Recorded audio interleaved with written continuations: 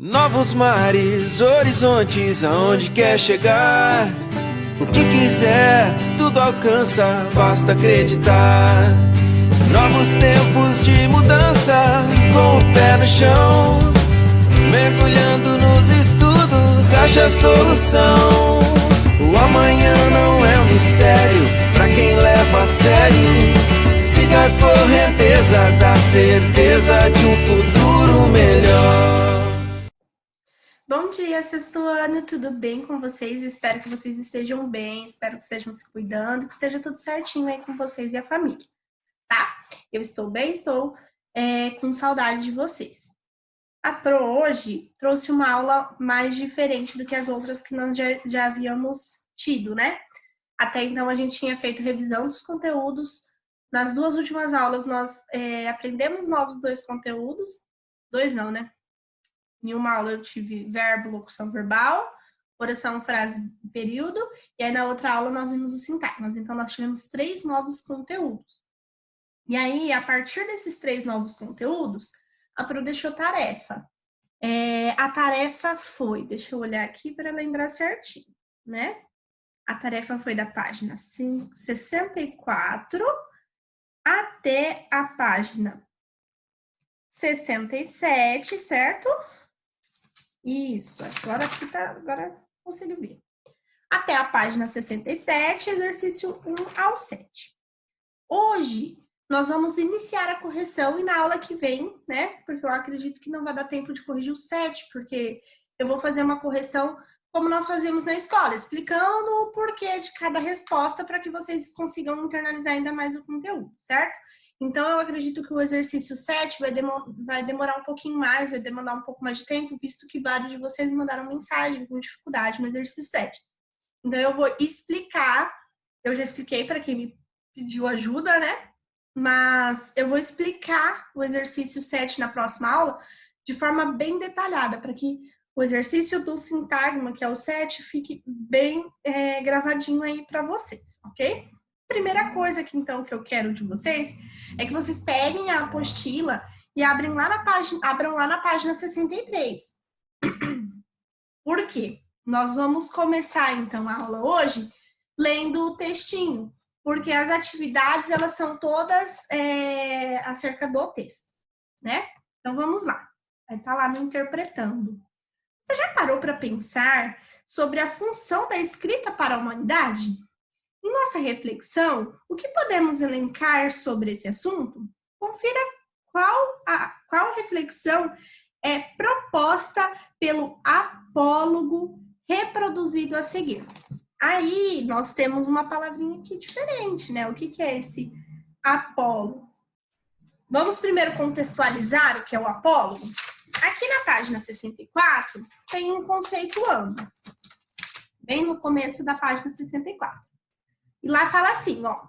Apólogo é um gênero textual que pode se organizar como uma narrativa ficcional, em prosa ou em versos. Seus personagens são seres inanimados, ou seja, objetos, né? Imaginariamente dotados de palavras, comportamentos e sentimentos humanos. O apólogo se aproxima muito do gênero fábula, confundindo alguns leitores, porque ambos apresentam uma lição de moral. Então vamos relembrar rapidinho o que é a fábula. A fábula é quando nós temos animais que têm vida, né? Por exemplo, a lebre e o coelho, que daí a gente vai ter uma lição de moral, a tartaruga e a lebre, e outras fábulas que são conhecidas aí.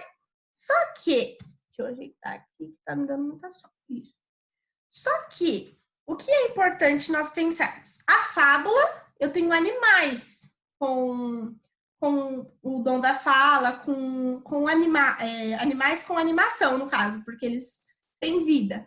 E aqui no apólogo, ele fala sobre seres inanimados. Olha aqui, ó.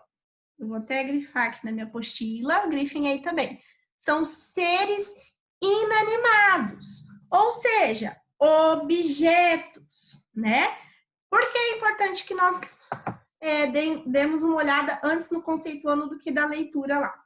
para nós entendermos o porquê que aquilo é um apólogo. Qual é o sentido, né? Porque quando nós começarmos a ler o texto, nós vamos ver que está falando de folhas de papel, tipo, como assim, né? Folhas de papel com vida? Porque se trata de um apólogo. E no final dessa história, assim como na fábula, esses objetos vão nos trazer uma lição de moral, certo?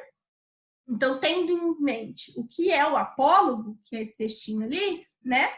Nós vamos lá para ler o texto, certo?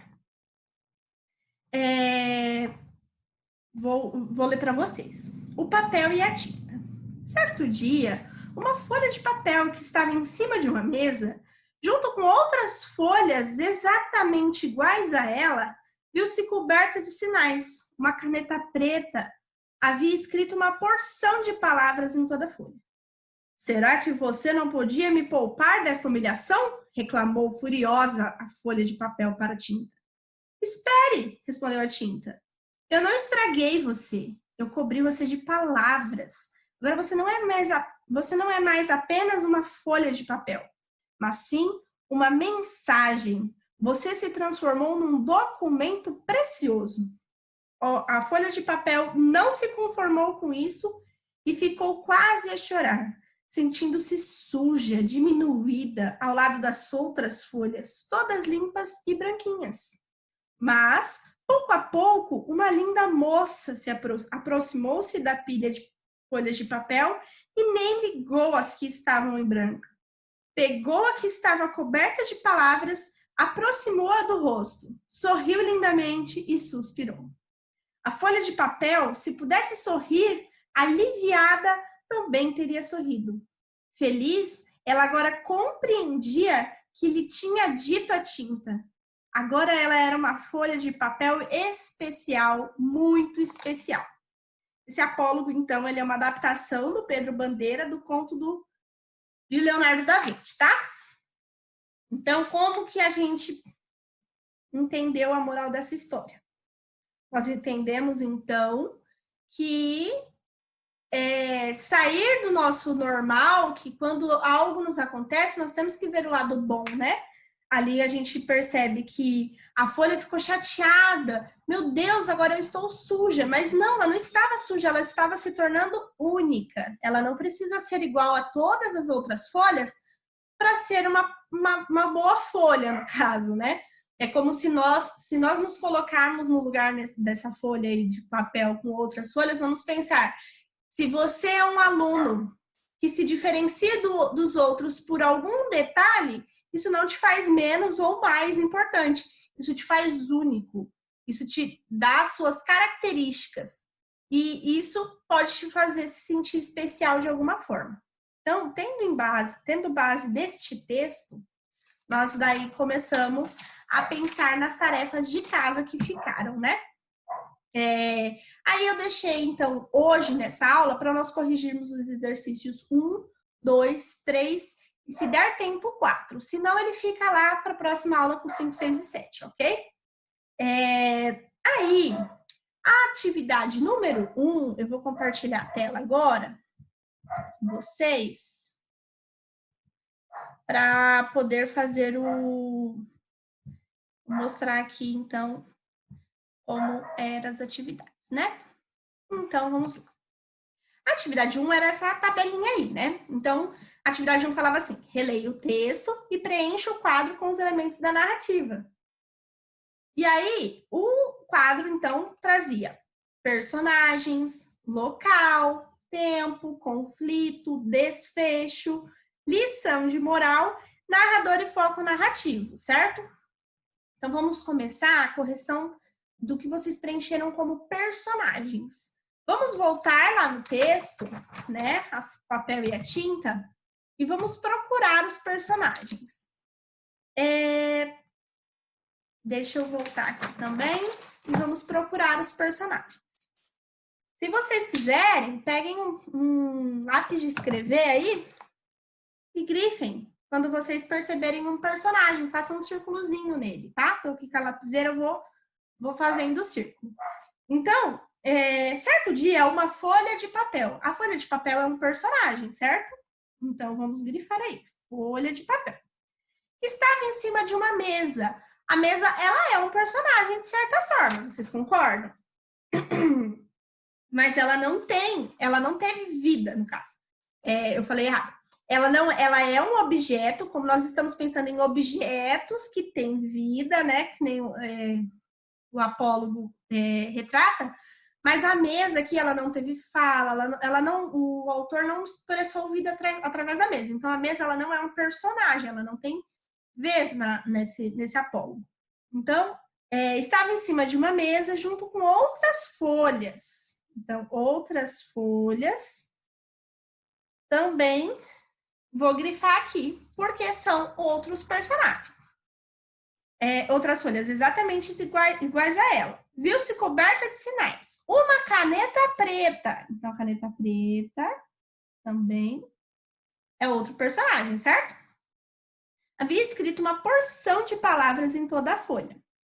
Aí aqui a gente tem a fala, então, a primeira fala, que é da folha de papel, e a segunda fala, então, que é a tinta da caneta preta, né? Então, aqui nós não vamos ter. A folha de papel, que não se conformou com isso, ficou ao caso de chorar, sentindo-se branquinho. Mas, pouco depois, uma linda moça aproximou-se da pilha de folhas de papel. Opa, temos aqui uma linda moça, outra personagem, certo? Então, grifem aí, uma linda moça. Aproximou-se da pilha de papel, né? Ligou para as que estavam em branco, pegou a coberta e aproximou e sorriu. A folha do papel, pronto, achamos todos os personagens. Então, aí, nos personagens, nós vamos escrever, então, que nós achamos a folha de papel e a tinta da caneta preta como protagonistas, né? Como as personagens principais. Depois vem a caneta preta, as outras folhas de papel e uma linda moça. Então, nós temos 5 personagens, ok? 2 principais e as outras secundárias. Beleza. E aí, o que nós vamos colocar em local? Já eu vou passar para a próxima tela e a tabela vai estar preenchidinha, aí eu dou um tempinho para vocês copiarem, tá? E aí, o que eu coloco como local? Qual que foi o local que se passou esse apólogo? O local foi em cima da mesa, lembra? Porque estava tudo ocorrendo com as folhas de papel, a caneta, a tinta da caneta, todas em cima da mesa. Tanto que quando a moça vem, ela vai para pegar em cima da mesa. Então, o local é em cima da mesa. Ok? E o tempo? Como que nós percebemos o tempo aqui? Tem alguma passagem de tempo? Algumas coisinhas assim, bem sutis, né? Que aparecem, tipo, certo dia, o agora, são marcas de tempo, né? Mas, pouco depois, que aparece aqui também. Mas isso não me dá precisão de tempo. Então, a gente pode colocar aí que não há indicação de tempo específico, nem duração dessa narrativa, tá? Nem duração de tempo. Então, o tempo ele não foi literalmente marcado nesse apólogo, ok? E aí vem o conflito. O que é o conflito? O conflito é o ápice, a coisa mais importante do apólogo, né? Que nós já aprendemos em outras obras também a perceber o conflito. Aqui no apólogo também vamos ter o conflito. Então, o conflito é quando a gente percebe que uma folha de papel, ela se viu humilhada por ter tinta nela, né? E aí a caneta preta, que havia escrito coisas nela, as palavras nela, né? Também esse é um ponto ápice do texto. E quando a caneta tenta acalmar a folha, a caneta tenta acalmar a folha, dando argumentos para ela, né? Formando numa mensagem de acolhimento para essa folha, né? Falando assim, poxa, folha, não fica triste, agora você é diferente, mas você é diferente de um jeito bom.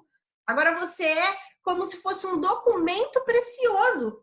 Olha que legal. Então, esse é o conflito da obra. É a partir disso que esse apólogo, ele transita, né? É todo em volta disso. E aí, o desfecho. O desfecho como que a gente pensa no desfecho dessa obra?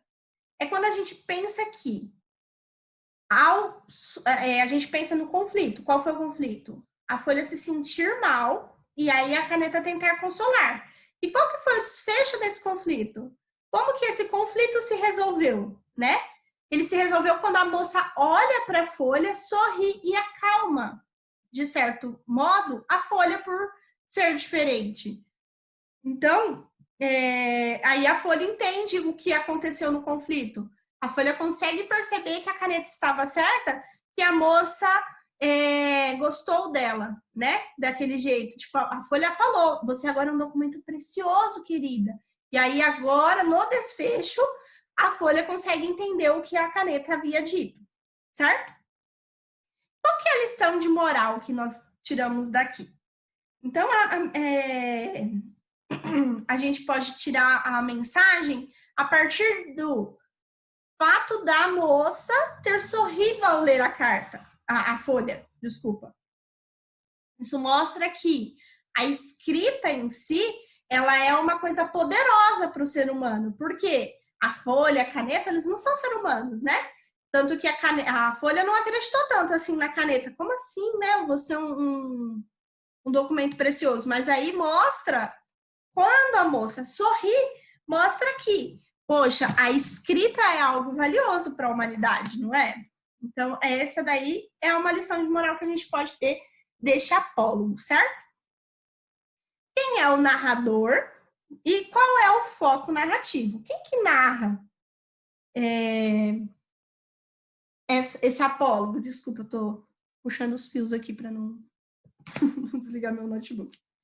Quem que é o narrador aqui? O narrador, ele não se mostra um narrador observador que a todo tempo está em contato com tudo que está acontecendo. Então, a gente pode colocar aí que o narrador é um narrador observador, né? Qual que é o foco narrativo? Como assim foco narrativo, professora? O narrador, ele está contando a história dele ou ele está contando a história de outros personagens? Aqui no nosso caso, ele está contando a história de outros personagens. Então, o apólogo, ele está em terceira pessoa, todinho em terceira pessoa. Por quê? É um narrador que tem foco narrativo na terceira pessoa, pois está narrando algo que aconteceu com outros, com terceiros, com ele, ela, eles e elas, não com o eu, ok? Então, o foco narrativo é em terceira pessoa e o narrador é observador, beleza? Eu vou passar aqui para vocês, deixa eu tirar aqui de cima, para vocês conseguirem preencher aí a tabela. Então, coloquei, ó, personagens, folha de papel, tinta, caneta preta, outras folhas de papel, uma linda moça. Esses são os personagens. Local, em cima da mesa. O tempo, não há indicação de tempo específico nem duração da narrativa. O conflito, é uma folha de papel que se viu coberta de sinais e sentiu-se humilhada. Uma caneta preta, havia escrito uma porção de palavras nela, e a caneta tentou acalmá-la, argumentando que ela tinha se transformado numa mensagem, num documento precioso. Então, esse é o conflito, tá? Dá um pausezinho aí, que aí vocês conseguem copiar. Pausa, copia aí para preencher o quadro aí da 1, e aí vamos para a próxima. O desfecho é o fato de uma linda moça sorrir ao ler um texto, ao ler o que estava escrito, e fez essa folha entender o que a caneta lhe havia dito. Deu um errinho ali, mas é só continuar, tá? E aí a lição de moral. A mensagem escrita é a guardiã do pensamento humano. Narrador e foco narrativo. Foco narrativo está em terceira pessoa e o narrador é observador, certo? Vamos para 2, antes que não dê tempo, porque a nossa aula tá corrida hoje. Vamos lá. Exercício 2. Releia o trecho em que há o diálogo entre a folha de papel e a tinta. Aí o diálogo entre a folha de papel e a tinta é assim. Será que você não podia me poupar dessa humilhação? Reclamou furiosa a folha de papel para a tinta. Espere, respondeu a tinta. Eu não estraguei você. Eu cobri você de palavras. Agora você não é mais apenas uma folha de papel, mas sim uma mensagem. Você se transformou num documento precioso. Esse foi o diálogo entre a tinta e a folha. Aí a questão aí, ó. Como se organizam as falas dos personagens do texto? É um diálogo que ele está organizado em discurso direto. Porque os personagens, eles falam por si. Não é o narrador quem fala por eles. O narrador narra a história, não a fala deles, né? Então, é um discurso... as falas, elas são falas diretas, do discurso direto. Elas mesmas falam por elas, tá? Os personagens. Aí a questão B. Quais discursos diferenciam as falas dos personagens das partes do narrador? Como que a gente diferencia, como que a gente aprendeu a iniciar a fala no texto? Não é por uso de travessão? E olha lá no texto. Não é por uso de travessão que começa a indicar a fala da folha e a fala da tinta da caneta? Então, aí a gente pode colocar a resposta, que é o uso do travessão, que introduz e interrompe as falas, ok? Outra coisinha. A C. Qual é a função de formas verbais? Qual é a função das formas verbais como reclamou e respondeu na organização das falas? Quando a gente pensa que ela reclamou e ela respondeu, como aparece no texto, o que se reclamou e esse respondeu estão querendo dizer? Quando eu reclamo, eu estou indicando algo, eu estou indicando a minha indignação com alguma coisa, certo? E quando eu respondo, eu estou indicando o meu posicionamento também. Então, eu vou pensar em reclamou e respondeu como verbos que têm função de indicar o modo como a personagem está interagindo no diálogo, tá? Vou colocar aqui, então, a respostinha para as A, B e C da 2. Que a gente acabou de discutir. Então, tá aí, ó, a perguntinha em cima, a respostinha. Pode dar um pause aí no vídeo para tentar não, né? Para passar para a apostila de vocês a resposta, tá? Aí, vem a pergunta, a questão 3, né? Aí fala assim, analise o seguinte trecho. Vamos lá. Analise o seguinte trecho. Agora você não é mais apenas uma folha de papel, mas sim uma mensagem. Você se transformou num documento precioso. Assim a pergunta. Que relação pode se estabelecer entre essa lição da tinta de papel, da tinta e o papel da escrita em nossa sociedade? Então vamos pensar. Como que a gente pensa na questão, como que a gente pode se colocar no lugar da folha? Essa é uma resposta pessoal, né? Que vocês poderiam colocar o que vocês acham, né? Mas vamos tentar pensar, vamos ler a pergunta com calma. Que relação pode se estabelecer entre a lição da tinta e o papel da escrita na sociedade? O que a tinta tentou mostrar para a folha? O que a tinta fez? Ela simplesmente escreveu palavras soltas nesse papel? Não, né? Porque se ela fala que agora você transmite uma mensagem, agora você é um documento precioso, então não são qualquer palavras que essa tinta escreveu, né? Então, o papel da escrita por meio dessa tinta mostra que a escrita é essencial para a humanidade, certo? Para a nossa sociedade, no caso. E aí a gente pensa que isso vai além, a gente tem que pensar na escrita como um dom, na escrita como preciosa para a nossa comunicação, para a nossa vida em geral, porque a escrita é como nós nos comunicamos na maior parte do tempo, certo? Então, eu dei essa daqui, ó, de diquinha para resposta, apesar de pessoal, para vocês se basearem. Ó. A escrita tem um papel fundamental em nossa sociedade, pois é por meio dela que a sociedade se organiza para produzir conhecimento e perpetuá-los por muitas gerações, ok? Então, essa foi a aulinha nossa hoje, tá? Amanhã, na nossa próxima aula, então, nós vamos corrigir o 4, o 5, o 6 e o 7, ok? Se ficou dúvida, se vocês não concordarem com alguma coisa, ficou dúvida, mandem para a Pro lá no WhatsApp, a gente vai conversando, vai se esclarecendo tudo e a gente ajeita essas dúvidas aí, tá bom? Espero que tenha ficado clara a aula hoje para vocês, espero que esteja sendo proveitoso. E é isso aí, tá bom, pessoal? Qualquer coisa, estou à disposição de vocês, dos pais, de todo mundo. Beleza? Agradeço a atenção até aqui e era isso. Um beijo, fiquem com Deus. Novos mares, horizontes, aonde quer chegar. O que quiser, tudo alcança, basta acreditar. Novos tempos de mudança, com o pé no chão. Mergulhando nos estudos, acha a solução. O amanhã não é um mistério pra quem leva a sério. Siga a correnteza da certeza de um futuro melhor.